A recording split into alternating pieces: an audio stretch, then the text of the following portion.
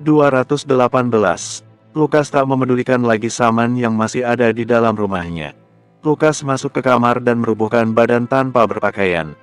Dia sudah mengantuk parah dan dari tadi kepalanya berdenyut-denyut. Kehidupan barunya mengalami pergeseran waktu tidur dan melek. Meski dulu sudah terlatih seperti ini, di umur yang sekarang, Lukas masih mengalami semacam jet lag. Mata berat dan jantung yang berdegup lemah ketika sangat mengantuk. Maka dari itu, tidur dari subuh sampai siang jam 12 adalah waktu berharga yang tak ingin dia ganggu-gugat. Hanya kalau di waktu-waktu khusus saja dia akan sedikit mengganggu jam tidurnya. Contohnya ketika dia diangkat jadi supervisor di KLAM, dia menraktir Dozan makan bubur di alun-alun. Saman tak bisa berbuat banyak lagi untuk mendesak Lukas melakukan apa yang diusulkannya. Dia khawatir dengan keselamatan Lukas, tapi tak bisa memaksa lagi. Kalau begitu dia akan menyuruh orang-orangnya untuk mengawasi Lukas dan melaporkan apabila ada tindak tanduk yang mengancam Lukas. 15 menit kemudian Saman pergi dari rumah Lukas. Lukas menikmati waktu nyamannya rebahan dan tengkurap di tempat tidur. Udara dingin AC yang baru saja dicuci sangat nyaman. Bila seperti ini dia bisa mengistirahatkan sendi-sendi dan ototnya dengan sempurna. Dulu sekali, ketika dia baru saja keluar dari tim elit militer Bratajaya, Lukas tidak bisa tidur di kasur empuk. Rasanya seperti ditelan jeli atau gumpalan kapas yang apabila kena air akan lenyap. Selama 2 tahun Lukas masih tidur di lantai atau tempat yang keras. Anehnya dia bisa tidur lebih cepat. Tapi karena dia ingin hidup normal, Lukas paksakan untuk membiasakan diri tidur di kasur empuk. Setelah 1 tahun lamanya dia baru bisa merasakan nikmatnya tidur di kasur empuk. Apalagi kalau suhunya dingin. Seharian itu Lukas tidur lelap. Kebetulan nanti malam dia jadwal libur. Dozan juga libur. Lukas baru bangun jam 3 sore dan memesan burger porsi besar. Lukas menikmati waktu kesendiriannya sore itu sampai malam. Dia hanya keluar sebentar untuk membeli gembok baru yang lebih aman. Lalu memasangnya segera. Lukas menonton banyak film hari itu semenjak dia melek. Dia akan teruskan sampai tengah malam, lalu tidur pula seharian penuh besoknya. Itu rencana idealnya untuk hari ini dan esok. Tapi semua itu terusik saat Dozan datang mengetuk pintunya dengan keras dan panik. Itu terjadi pukul 10 malam. "Ada apa Dozan?" tanya Lukas, sedikit terganggu. "Lukas, tolong bantu aku." Dozan menerobos masuk rumah Lukas. Dia mondar-mandir panik, menjambak rambutnya. "Kau terlibat apa sekarang?" tanya Lukas. "Lukas, maafkan aku menyeretmu dalam hal ini. Aku keceplosan menyebut namamu ketika taruhan biliar," ucap Dozan malu-malu. "Astaga, apa yang kau katakan? Aku terlibat judi biliar, dan aku kalah. Aku tidak bisa membayar taruhan. Lalu aku bilang kepada mereka bahwa aku akan kembali dengan membawa teman yang bisa mengalahkan orang paling hebat di sana," jelas Dozan. "Bodoh sekali kau Dozan, aku tidak bisa main biliar," bentak Lukas. "Informasi terakhir adalah bohong. Lukas, masa sih kau tidak bisa biliar? Kau hebat sekali padahal dalam bertarung." Itu tidak ada hubungannya. Karena kesal melihat Dozan mondar-mandir, Lukas menjegalnya dan menyuruhnya diam di tempat. "Aduh, maaf Lukas. Aku keceplosan dan mereka tidak akan terima kalau aku tidak datang membawamu. Aku hanya diberi waktu 30 menit. Sekarang sisa 15 menit. Ayo Lukas tolong aku. Kalau tidak mereka akan mengincarku terus setiap malam," rengek Dozan. "Itu urusanmu. Itu konsekuensinya," kata Lukas. Dozan mulai menangis. Dia membenturkan kepala ke lantai berkali-kali. Hentikan, bisa gegar otak kau. Tolong aku, Lukas," bujuk Dozan. Oke, aku coba. Tapi aku tidak menjanjikan aku bisa memenangkan permainan biliarnya." Lukas membantu Dozan berdiri. Mereka berdua berangkat. Dozan membawa motor ninja, membonceng Lukas. Dalam 15 menit pas dia akhirnya sampai. Dia terengah-engah berlari masuk ke rumah biliar dan berseru, "Aku datang." Para pengunjung biliar menertawainya. "Dasar pecundang," begitu olok mereka. Dozan membawa Lukas ke hadapan orang yang jadi bandar sekaligus pemain biliar terhebat di situ. "Sudah datang kau rupanya, bawa orang yang kau janjikan?" tanya orang itu. Seorang yang gempal dan hanya memakai kaos dalam saja. Rambutnya disisir ke belakang. Di dua pundaknya terdapat tato bola 9 dan 8. "Benar Tuan Lige. Ini orangnya yang akan bertanding dengan Anda, Lukas Brata, kata Dozan memperkenalkan. Lukas bergeming, hanya menatap orang yang disebut dengan Lige. Lige bangkit, oke kalau begitu. Sebagai informasi, Dozan berhutang 30 juta dalam pertaruhan ini, dan malam ini kalau kau tak bisa memenangkan pertandingan biliar set 9 denganku, maka dia akan kujadikan budak selama 30 tahun di sini. Astaga, pertaruhan sinting, Dozan kau bodoh sekali. Lukas kesal, dia pukul kepala belakang Dozan. Lige dan orang-orang di sana menertawai Dozan. Lebih baik dia jadi budakmu saja kalau begitu. Aku tidak perlu repot-repot. Biar jadi pelajaran kalau mengambil keputusan jangan bodoh-bodoh banget, kesal Lukas. Aku setuju denganmu, dia bisa jadi bartender tanpa digaji di sini, kata Lige. Dozan langsung berlutut dan merengek di hadapan Lukas dan Lige. Kumohon Lukas, jangan biarkan aku jadi budaknya. Tolong Lukas, kumohon, apapun yang kau inginkan akan kulakukan setelah ini. Tak ada yang kau bisa lakukan untukku, Dozan, kata Lukas tajam. Dozan menangis menderu-deru. Semua orang menertawainya. Liga bertepuk tangan memuji kewarasan Lukas. Betul, orang macam Dozan mesti dikasih pelajaran. Dia belagu sekali ketika masuk ke sini dan main biliar dengan kami. Berani sekali tanpa perhitungan ikutan pertaruhan. Ya, dia memang bodoh. Tapi, sebagai supervisor di tempatnya bekerja, aku punya tanggung jawab untuk membantunya. Meski aku tidak suka, tapi aku akan membantunya mengalahkanmu, kata Lukas akhirnya. Dozan mendongak dan menangis terharu. Liga mendekat dan mengambil tongkat biliar. Mengajak serta Lukas ke meja biliar yang paling bagus berada di pusat arena biliar itu. Semua kegiatan biliar berhenti, semua mata memandang Lukas dan Lige. Lukas mengambil juga tongkat biliar dan mulai memoles ujungnya supaya mulus ketika digunakan menyodok. Permainan set 9, kau familiar? Tanya Lige. Ya, aku pernah memainkannya di ponsel, kelakar Lukas. Semua orang tertawa terbahak-bahak. Ayo segera mainkan, jangan malah jadi acara komedi begini, seru salah satu pengunjung. Lige menjentikkan jari, lalu perempuan muda berpakaian seksi dengan belahan rendah sehingga terlihat tonjolan menggoda mata, datang untuk menyiapkan bola. Perempuan itu melenggok dan memberikan tiupan selamat bertanding kepada Lige dan Lukas. Di depan Lukas, perempuan itu menekuk badan sehingga posisinya seolah Lukas akan menyodok perempuan itu dari belakang. Semua orang bersorak, itu adalah gestur si perempuan untuk mendoakan lawan supaya kalah, dan biasanya manjur. Siap kau, Lukas? Tanya Lige. Kau sudah disumpahi kalah oleh gadis keberuntunganku. Kebalik pertanyaannya, kau siap kalah? Bersambung. 219. Lige tergelak. Aku suka gayamu, Bung. Kau yang duluan saja kalau begitu. Lukas menyeringai, jangan sampai menyesal, Bung. Lukas menyodok duluan, tembakan pertama dia tidak berhasil memasukkan satu bola pun setelah membuyarkan formasi 9 bola di tengah meja. Lige dan kawan-kawan menertawai Lukas. Amatir, begitu olok mereka. Dozan di samping Lukas keringat dingin. Khawatir Lukas tidak bisa memenangkan set pertandingan ini.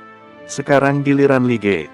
Dengan perhitungan matang dan posisi yang menguntungkan dia bisa membidik dan memasukkan bola secara urut dari 1 sampai 5. Pertandingan ini sayangnya, yang dianggap menang adalah peserta yang berhasil memasukkan bola nomor 9. Lige tidak berhasil memasukkan bola ke-7. Posisinya cukup dekat dengan lubang di sudut. Lige mengumpat pelan, tapi kemudian tertawa, menggoda Lukas dia tak akan bisa menang melawannya. Lukas menanggapi dengan santai, dia makan kacang yang tersedia di dekat meja. Orang-orang Lige menatap Lukas dengan heran. Kurang ajar sekali dia, penantang tapi belagu seperti itu. Giliran Lukas membidik, dia berhasil memasukkan bola nomor 7. Dozan harapannya melambung lagi. Dia percaya Lukas bisa memenangkan set ini. Ayo, Bung, habisi saja bolanya. Ingat, permainan ini hanya sekali set, jadi manfaatkan dengan baik, kata Lige, sengaja berkata begitu untuk menjatuhkan Lukas. Psikologi terbalik. Lukas hanya menyeringai. Posisi bola nomor 8 agak sulit karena bola putihnya terparkir di balik bola nomor 9. Dengan perhitungan yang ala kadarnya, Lukas menyodok bola putih dan memantulkannya hingga cukup mengenai bola ke-8. Sembari itu Lukas mengisap kulit kacang, lalu membuangnya di lantai. Orang-orang menegurnya karena buang sembarangan. Lukas tak menggubris. Bola putih terparkir di posisi sulit lagi. Lige berdecak, keberuntunganmu sebentar sekali, Bung. Dozan sepertinya salah memilih jawarannya. Dozan kelihatan khawatir bukan main.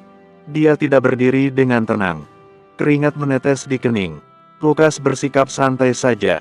Dia secara seenaknya mengambil botol bir orang lain dan menenggaknya. Dia dihardik oleh orang itu. Lukas malah mengedipkan mata. Lige mengincar bola nomor 8 dengan memantulkan ke sisi meja. Ketika Lige mau bersiap menyodok, Lukas pura-pura batuk dan bersin. Lige yang dari tadi hening dalam membidik, kaget dan kepeleset kulit kacang. Akibatnya bola putihnya menggelinding tanpa mengenai bola 8. Oh, sorry, kata Lukas. Alergi. Lige menatap Lukas dengan benci. Sengaja ya kau, Bung, orang mana bisa menyengajakan bersin, kata Lukas. Dia mengambil bola putih dan memosisikannya di tempat yang menguntungkan. Dozan tak bisa menahan senyum. Lukas curang tapi pandai. Lige tak bisa membatalkan tindakannya. Kini Dozan mulai tenang. Lukas membidik bola nomor 8 dan dengan perhitungan matang, dia tidak menembak begitu kencang sehingga bola putihnya bisa parkir di tempat yang pas posisinya dekat nomor 9. Lige mulai tak senang. Dia membanting tongkat biliarnya. Bola ke-8 Lukas masuk. Bola putih terparkir bagus, dalam garis lurus nomor 9 dan lubang di sisi tengah. Lige, kau orang yang menepati janji, bukan? Goda Lukas. Lige hanya menggeram. Lukas segera menyodok bola putih dan mengenai bola 9. Bola itu bergulir sangat pelan. Lukas sengaja. Bola nomor 9 ternyata berhenti nyaris masuk ke lubang. Lige membelalak dan senang lagi, tapi kemudian Lukas menjentikkan jari. Posisinya agak jauh dari meja biliar. Plung, bola nomor 9 masuk ke lubang. Dozan langsung sujud syukur. Orang-orang berdecak kesal. Lige mengumpat. Lukas lalu menghadap Lige. Bung, aku yang menang. Maka kau akan melupakan hutang Dozan dan tak menjadikannya budakmu. Lige menatap Lukas dengan kesal. Dia mematah-matahkan buku jarinya. Lige berdiri menjulang 10 cm lebih tinggi dari Lukas. Dengusannya sepanas napas naga. Kau kurang ajar, kau curang, Bung. Salah satu dari kerumunan maju dan menyerang Lukas. Dengan cepat Lukas berputar dan menyodok tenggorokan orang itu dengan tongkat biliar. Orang itu langsung berhenti dan jatuh geblak. Memegangi tenggorokannya. Orang itu begitu tersiksa sampai kelojotan di lantai. Beberapa orang tak terima. 3 orang maju mau menyerang Lukas. Dozan bersembunyi di balik punggung Lukas. Lukas mengerahkan tongkat biliarnya. Dia memutar-mutar tongkat ini bagaikan seorang pendekar. 3 orang maju serta. Dengan sekali ayun, Lukas berhasil menjatuhkan 3 orang itu. Dia berhasil mengenai pelipis telak 3 orang itu hingga mereka jatuh tak sadarkan diri. Ada yang mau maju lagi? Tantang Lukas. Orang-orang meragu. Kemudian mereka bubar, pergi ke meja biliar masing-masing. Lukas menghadap Lige lagi. Bagaimana? Ya terserah. Dozan, kau beruntung punya teman seperti Lukas. Kau jangan gegabah lagi. Bahkan, kau diboikot dari tempat ini. Kami tak ingin melihat wajahmu lagi, kata Lige, menunjuk Dozan. Dozan malah belagu, oke. Terserah kau saja, Lige. Setelahnya Lukas meninggalkan Dozan tanpa sepengetahuannya. Dozan menoleh ke samping dan tak melihat Lukas. Esok malam harinya Lukas pergi kerja seperti biasa. Di kelam dia melihat jadwal dan mencoba mengatur kembali jadwal karyawan Bukarina. Esok malam harinya Lukas pergi kerja seperti biasa. Di kelam dia melihat jadwal dan mencoba mengatur kembali jadwal karyawan Bukarina. Lalu melihat botol-botol di lemari belakang meja bar kurang tepat penyusunannya. Di sela-sela kegiatannya, Dozan menemui Lukas dan berucap terima kasih. Aku berhutang budi padamu, Lukas. Halah, hutang uang saja kau tak bisa bayar.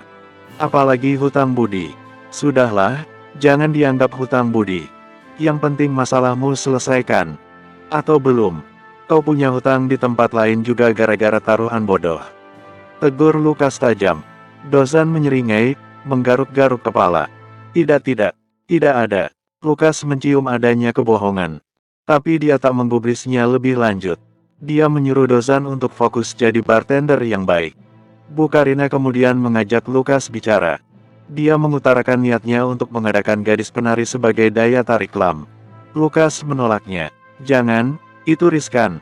Kondisi negara kita lagi tak kondusif, apalagi seputar yang begituan.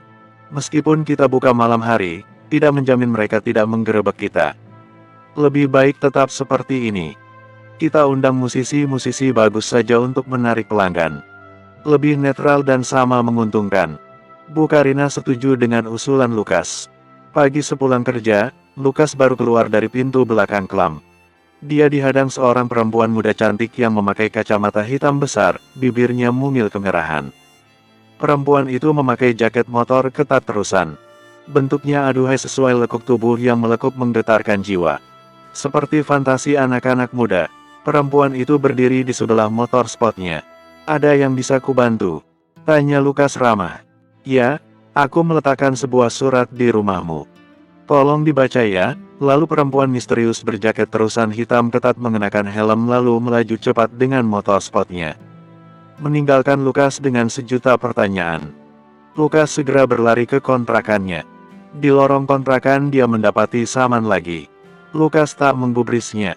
Dia cepat masuk ke kontrakannya sendiri. Sebuah surat terselip dimasukkan dari celah pintu. Lukas membukanya. Sebuah simbol tertoreh sebagai lilin segel. Simbolnya Lukas kenal, melihat itu dia tergetar jiwanya. Bersambung. 220. Saman mengetuk pintu kontrakan Lukas. Lukas, ini Saman. Aku mau bicara, kau ada waktu. Enya kau, bentak Lukas. Karena pintu tidak dikunci, Saman mengizinkan diri sendiri masuk ke dalam kontrakan Lukas. Ah, bodoh amatlah, gerutu Lukas melihat kehadiran tak diundang Saman.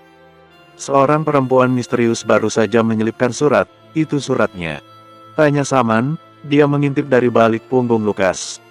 Tang Lukas. Kau tahu tentang organisasi ini, kuduga, kata Saman. Tanggap Lukas ogah-ogahan. Dengar Lukas, dari semua orang yang ada di kota ini, hanya aku yang tahu jati dirimu. Aku berhasil menggali infomu. Kau adalah mantan anggota tim elit Bratajaya. Suatu tim militer yang didirikan oleh ayahmu. Bekerja dalam rahasia, melaksanakan misi-misi berbahaya di luar negeri dan pelosok negeri. Aku tahu apa saja yang telah kau alami, Lukas. Lukas baru menoleh ke Saman. Jangan percaya semua info yang kau dapatkan, bisa jadi semua adalah hoaks. Tidak untuk info dirimu, aku sudah mengkonfirmasinya ke petinggi negara. Jenderal yang jadi ujung tombak misi-misi Bratajaya. Jenderal yang membelot, ungkap Saman. Lukas mendengus, dia heran Saman bisa tahu semua itu. Berarti jaringan Saman cukup kuat.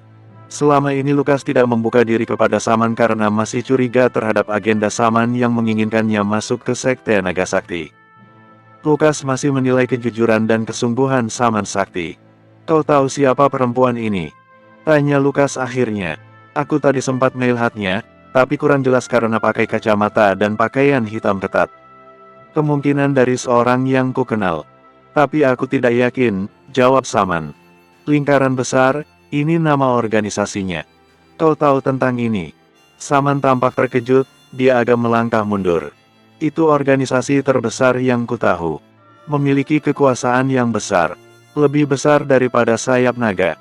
Apa isi suratnya? Lukas pun sebenarnya sudah tahu tentang lingkaran besar. Waktu masih bertugas di tim elit militer, timnya beberapa kali bersinggungan dengan organisasi tersebut. Belakangan, Lukas tahu kalau lingkaran besar adalah organisasi yang membekingi George. Lingkaran besar adalah rival setara sayap naga, hanya saja, dia lebih besar sedikit. Kalau begitu, urusan Lukas belum sepenuhnya selesai. Dia harap orang sayap naga ada yang muncul dan menjelaskan semuanya dengan gamblang. Tidak jadi permainan seperti ini. Kalau mereka ingin membantu Lukas lepas dari kejaran orang-orang George, alias lingkaran besar, mereka harusnya lebih terbuka lagi. Tidak kucing-kucingan seperti ini. Lukas membacakan isi surat dari perempuan misterius itu. Kita akan bertemu, kita buktikan siapa yang terkuat. Salam, lingkaran besar. Akan ada adu kekuatan. Tidak lama lagi, simpul Saman. Kau siap? Lukas tidak menjawab. Sekte Naga Sakti pun memiliki masalah dengan lingkaran besar. Aku dan ketua lainnya mencari cara untuk lepas dari dominasi mereka. Maka dari itu, aku tertarik untuk merekrutmu, dan membantu kami lepas dari jeratan mereka. Lukas tidak menjawab, pikirannya melanglang buana. Mencari solusi sendiri. Lukas, teman-temanmu ex Bratajaya masih hidup semua kan? Kau tidak perlu tahu itu, kata Lukas. Kalau begitu kuanggap mereka masih hidup semua. Lukas, di suatu saat nanti kau akan membutuhkan mereka semua. Lukas akhirnya membuka diri, tapi perjanjian dengan sayap naga mengatakan aku tidak boleh melibatkan teman-temanku di Jakarta. Demi keselamatan mereka agar tidak terlacak oleh lingkaran besar. Karena lingkaran besar baru mulai mengintaiku setelah aku membunuh George. Menurutku George memang layak dimusnahkan. Tapi mungkin kau melakukannya kurang pintar, makanya terjerumus seperti ini. Ini konsekuensimu Lukas. Sekarang, aku hadir untuk membantumu. Sekte Naga Sakti akan berhutang besar padamu kalau kau bersedia bergabung dan membantu kami lepas dari jeratan mereka. Kita mulai dari gadis misterius ini, jelas Saman. Lukas memikirkannya. Ada betulnya perkataan Saman tadi. Lukas tak mungkin berdiam diri dan menanti kejutan di depan. Dia harus bergerak duluan, membantai mereka dari sebelum mereka mulai berpikir untuk mengusik Lukas. Tapi pertama, kau harus menyingkirkan kandidat-kandidat usulan ketua Sekte Naga Sakti lain. Jadikan dirimu kandidat satu-satunya yang paling hebat, jelas Saman. Lukas mengangguk. Saman berdecak. Apakah itu artinya kau setuju? Lukas tak menjawab secara gamblang, dia bergerak ke dapur dan membuat teh dan kopi. Dia berikan kopi kepada Saman. Saman terkagum, Lukas tahu kopi kesukaannya. Benar-benar luar biasa orang ini, pikir Saman. Mereka duduk berhadapan di meja dapur. Lukas meletakkan cangkir tehnya. Jadi, siapa yang perlu kusingkirkan dulu? Dari sorot mata Lukas, muncul aura pembunuh berbahaya.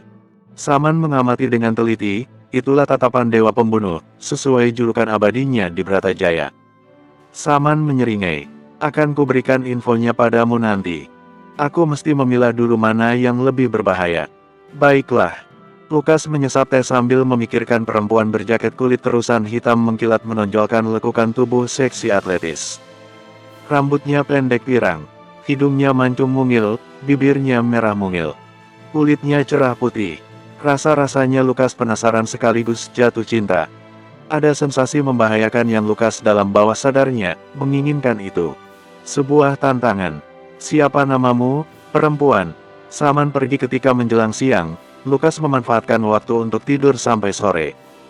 Setelah segar Lukas berusaha melupakan sebentar kejadian tadi pagi. Dia sisakan hanya sosok cantik perempuan berjaket kulit hitam itu. Mengabaikan surat ancaman tantangan, Lukas terbayang-bayang perempuan itu. Dia ingin segera bertemu lagi dengannya. Karena bayang-bayang perempuan itu, Lukas jadi bersemangat malam ini. Dia berangkat ke Klam dengan wajah sumringah. Inilah Lukas, orang yang mendapat tantangan bertarung dengan perempuan cantik, bukannya waspada malah gembira. Di Klam, Dozan memperhatikan Lukas. Dozan tak habis-habisnya berterima kasih kepada Lukas dan berharap ada yang bisa dilakukannya untuk Lukas. Sudah, lupakan saja. Kau lebih baik memperhatikan gaya hidupmu. Jangan foya-foya. Kelola uangmu dengan baik. Sebelum kau menyesal. Terlambat menyadari itu semua, nasihat Lukas. Lamborju, sesuai rencana yang dibuat Lukas, mulai malam ini mendatangkan musisi-musisi yang naik daun di media sosial. Hal itu cukup menarik pengunjung baru lebih banyak. Kepada Bu Karina Lukas bilang, kita mesti mulai mengganti kalangan yang berkunjung ke Klam ini kalau ibu mau keuntungan lebih banyak. Lukas mengungkapkan kalau sebelum dia datang ke sini, Klam ini kebanyakan didatangi laki-laki begajulan seperti si botak. Bahkan hampir seluruh pengunjung di suatu malam kedatangan si botak untuk menagih uang keamanan, adalah anak buah si botak. Sekarang tidak lagi seperti itu.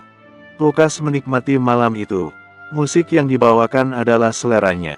Lukas selesai bekerja jam 3 pagi. Dia pamit duluan dan berjalan kaki menuju kontrakannya. Dia tak memiliki firasat apapun pagi itu. Di tengah jalan, terdengar suara tembakan. Lukas terlambat menghindar. Dia pikir tembakan itu mengenai seseorang di sekitar. Rupanya, peluru menembus pundaknya. Lukas terjatuh, berguling-guling di jalanan. Bersambung.